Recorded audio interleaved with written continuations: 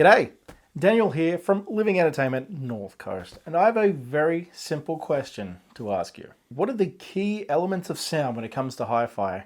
What are the first things that come to your mind? Maybe it's qualities such as the bass, or the mid-range, or the treble. Or perhaps you're the kind of person who gets excited by the prospect of all those little details or the sound's texture. But something I very rarely hear people mention or get excited about is the idea of the silence between these elements, the space between the details.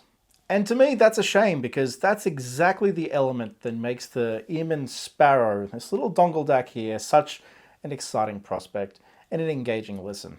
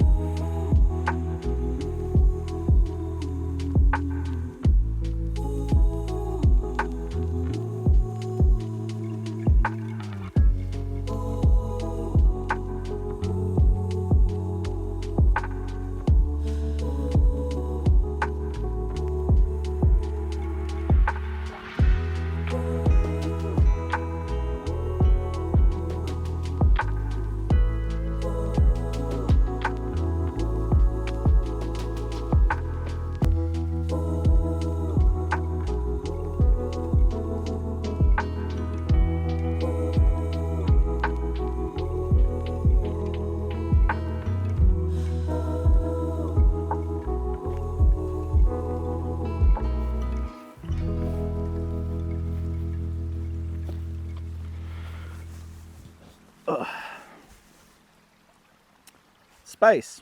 Unlike an element like, say, frequency response, space isn't exactly something you can quantify through measurement for sound, at least not that I'm really aware of. But what I can quantify for you are the EarMen Sparrow's specifications.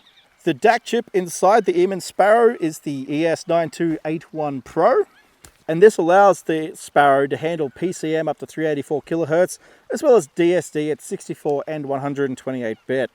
And it also allows for MQA if that's your thing. All data and power is handled by a single USB-C input. And I think one of the coolest things about this particular mobile DAC is the fact that it doesn't just have your standard 3.5mm variable output, but it also has a 2.5mm balanced output.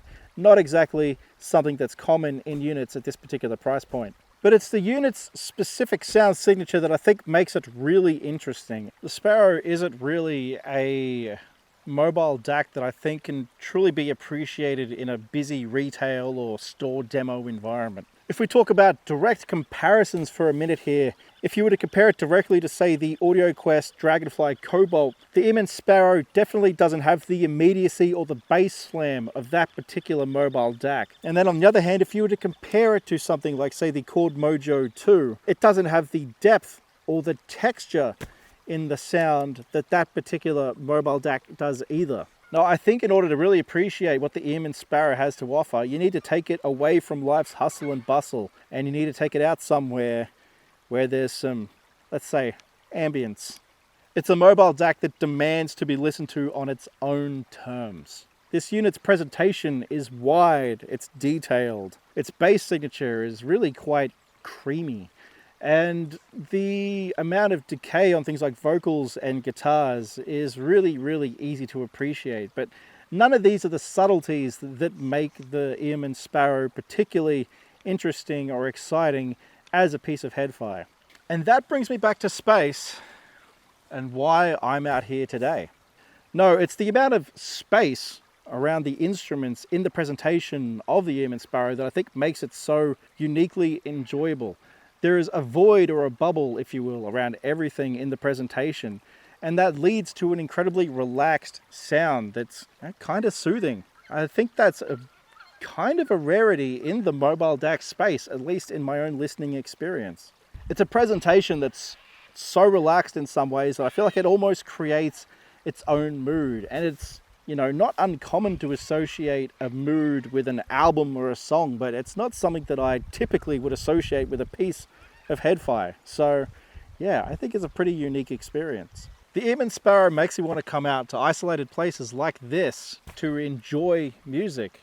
Makes me want to come out here and listen to Norah Jones's The Fall, or Laura Marling's Alas I Cannot Swim, and Ben Harper's Fight for Your Mind. I think we could all agree that typically a mobile DAC is engineered and designed to make music enjoyable when you leave the home. The EarMen Sparrow makes me want to leave home to enjoy my music, and I think that's pretty special.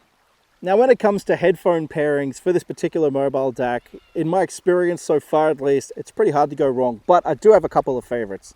First of all, today I'm wearing the Dan Clark Audio. These are the Aeon Noire 2s. These are a closed back headphone, and with the Sparrow you get a real sweet sound. There's a little bit of a sparkle to the top end there that's not typically my thing, but again, in an environment like this, I find it pretty easy to appreciate.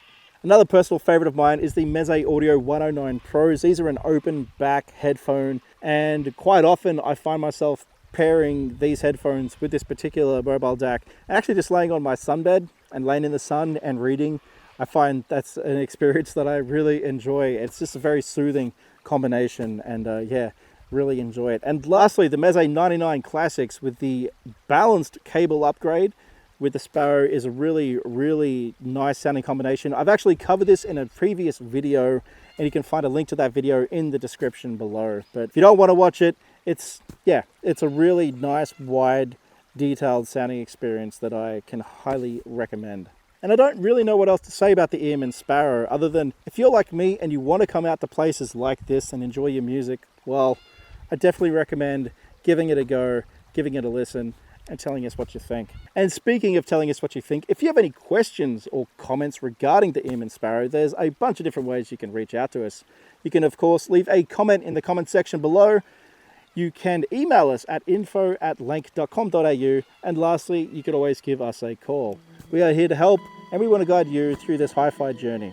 Thank you as always for watching, and bye for now.